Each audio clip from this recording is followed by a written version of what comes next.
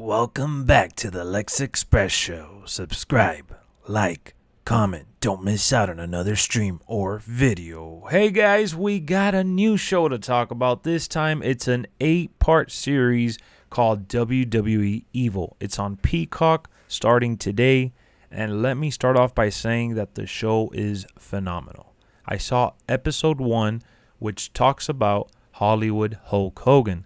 They got Hulk Hogan to talk about it, and many other superstars that come out and, share their opinion from that time or that worked hands-on with those moments that they talk about and showcase here.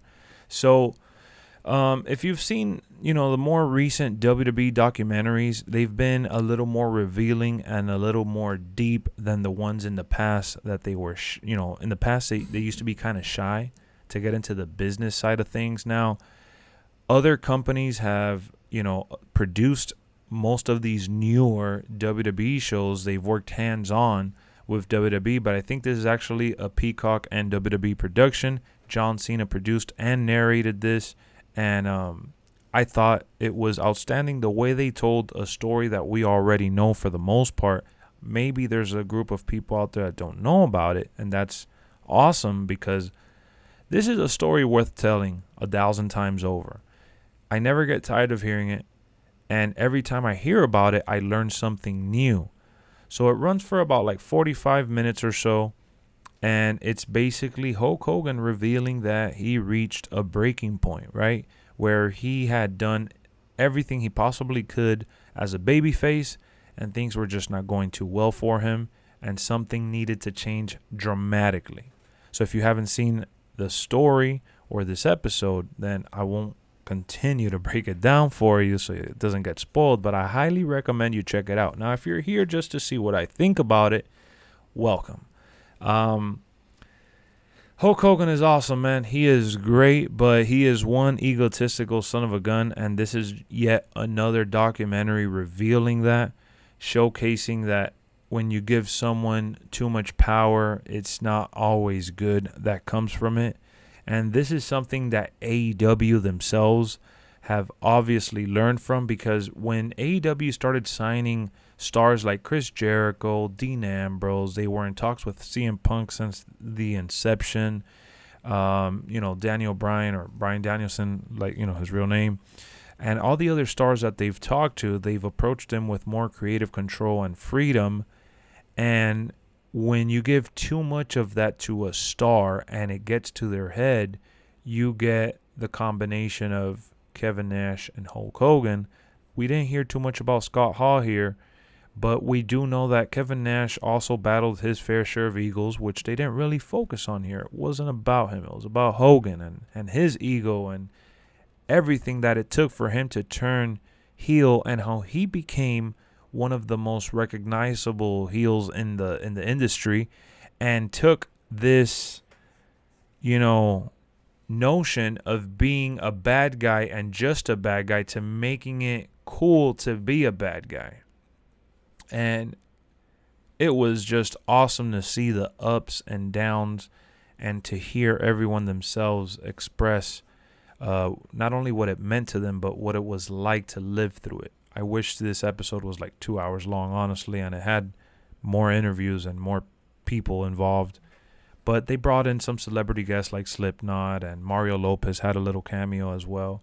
So I thought it was cool that they kind of got some outside sources, for their opinion.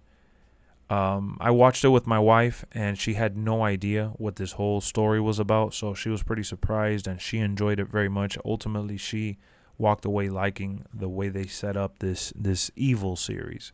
The next episode is going to be The Miz, so I'm really looking forward to checking that out, because The Miz is someone that gets so much hate, and he's been in the industry for so long already, man. He's just one of the most reliable bad guys that you can have on your roster, and he always delivers, so I'm looking forward to seeing that one, which I know most of the plot points in his career, and I've seen just about everything in his career, but I want to hear more about the people that works with him, or that worked with him, mainly like JBL and those guys that didn't respect him before. I want to see what they have to say about him now, and what it took for him to earn that.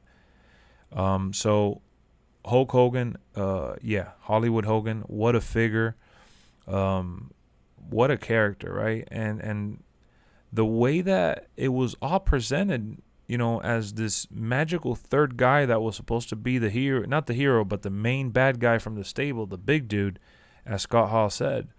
They didn't know, and it was supposed to be Sting. And how different would things be if it was Sting, right? I mean, it would have definitely catapulted Sting regardless.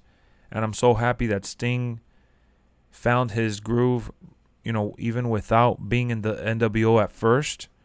So I like that a lot. And yeah, overall, this is a story worth telling 1,000 times. I highly recommend it.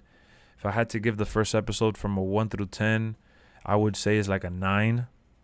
I'll knock it down 1 point because they didn't have a lot of Kevin Nash. They didn't have a lot of, the people that were actually in NWO with him. They had more Eric Bischoff, which is cool. I love hearing what Eric Bischoff has to say always. And I was surprised to see Vince Russo here because I know Vince Russo is one of those guys that a lot of people dislike in the wrestling community. So all in all, I had some nice twists and turns, some things I learned on top of the stuff that I had already heard. So very insightful for sure. So I highly recommend it if you're a wrestling fan, not even just WWE fan, but if you're a wrestling fan in general, this is a must watch. I thought it was well put together, and it never felt boring or sluggish. It was awesome to see. So looking forward to doing more of these episode reviews. I'll see y'all real soon. 9 out of 10 for me. Production was good. Interviews were great. And, they got all the footage in the world to showcase. So I thought it was cool that they even showed some of Hogan's old movies and stuff. So, yeah, that's about it. I'll see y'all later. Peace out. Let's go.